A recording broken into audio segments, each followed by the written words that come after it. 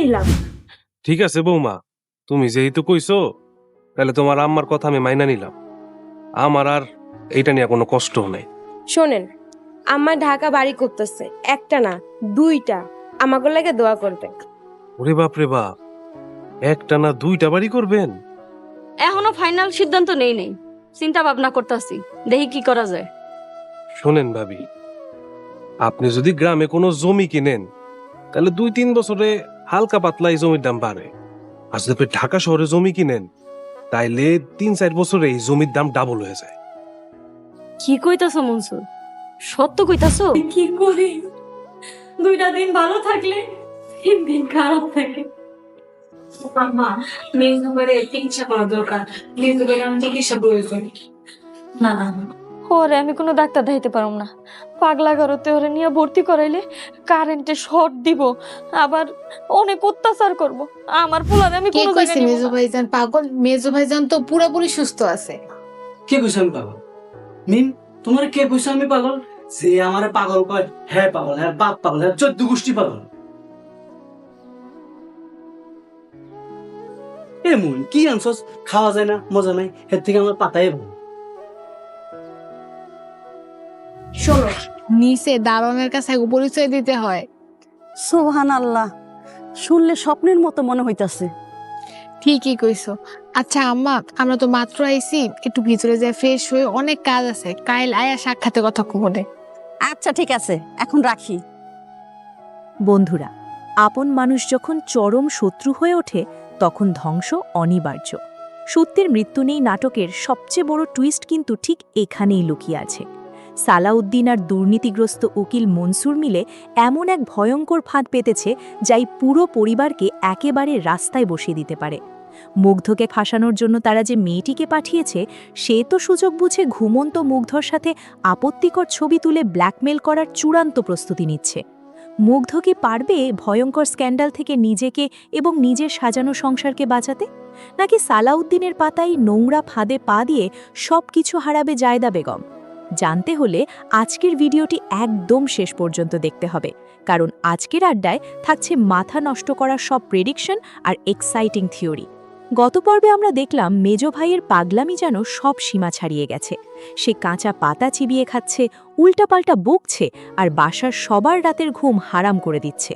কিন্তু আমার সবচেয়ে বড় প্রশ্ন হলো, এই পাগলামি কি আসলেই সত্যি, নাকি এর পেছনে অন্য কোনো গভীর রহস্য লুকিয়ে আছে? আমার তো মনে হচ্ছে এই পুরোটাই একটা সুনিপুণ অভিনয়, অথবা তাকে ষড়যন্ত্র করে এমন কোনো ওষুধ খাওয়ানো হয়েছে যার ফলে তার নিজের স্নায়ুর ওপর কোনো নিয়ন্ত্রণ নেই। পরিবারের সবাই যখন তাকে নিয়ে চরম দুশ্চিন্তায় দিন পার করছে, তখন অন্যদিকে আরেক ভয়ঙ্কর খেলা শুরু হয়ে গেছে। বাড়ির ভেতরের মানুষই যে কতটা বিষাক্ত হতে পারে, সালাউদ্দিন তার জ্বলন্ত প্রমাণ। সে জায়দা বেগমের দুর্বলতার সুযোগ নিয়ে পুরো সম্পত্তির দখল নেওয়ার জন্য মরিয়া হয়ে উঠেছে।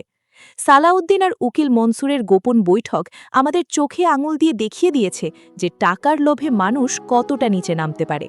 উকিল মনসুর কিন্তু এর আগেও অনেকবার প্রমাণ করেছে যে নিজের স্বার্থের জন্য সে যে কোনো অসাধু কাজ করতে দ্বিধা করে না। তারা খুব ভালো করেই জানে যে মুগ্ধকে কোনোভাবে আটকাতে না পারলে এই সম্পত্তির একটা কানাকড়িও তারা হাতাতে পারবে না।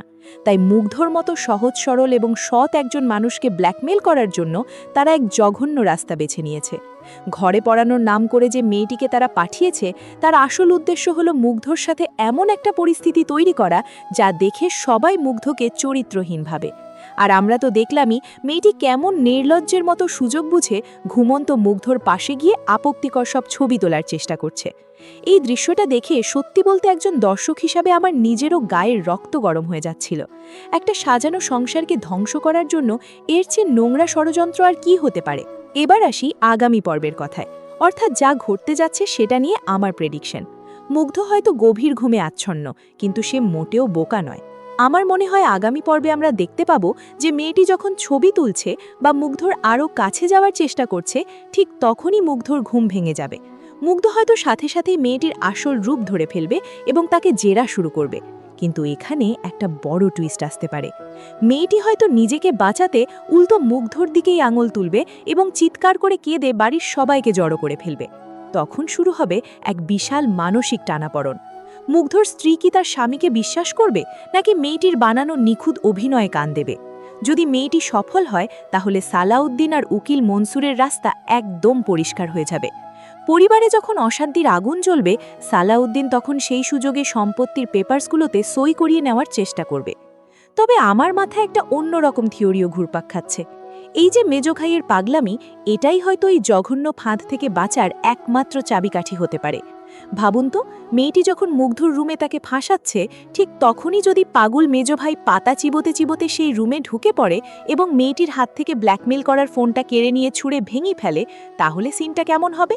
পাগলের কাণ্ড বলে হয়তো সবাই বিষয়টা উড়িয়ে দেবে, কিন্তু এতে মুগ্ধর সম্মান বেঁচে যাবে আর সালাউদ্দিনের প্ল্যানে বড় সড় একটা ধাক্কা লাগবে।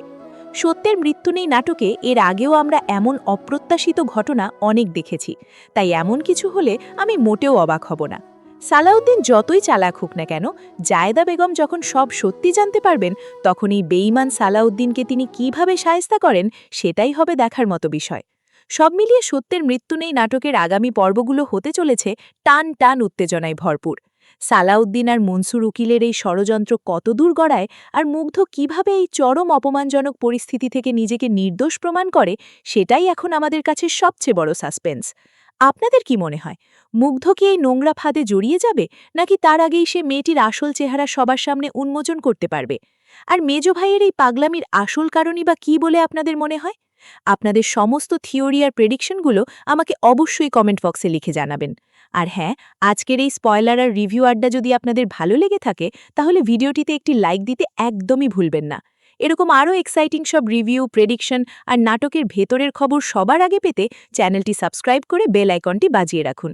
দেখা হচ্ছে পরের ভিডিওতে নতুন কোনো চমক নিয়ে। ততক্ষণ পর্যন্ত সবাই ভালো থাকবেন, সুস্থ থাকবেন।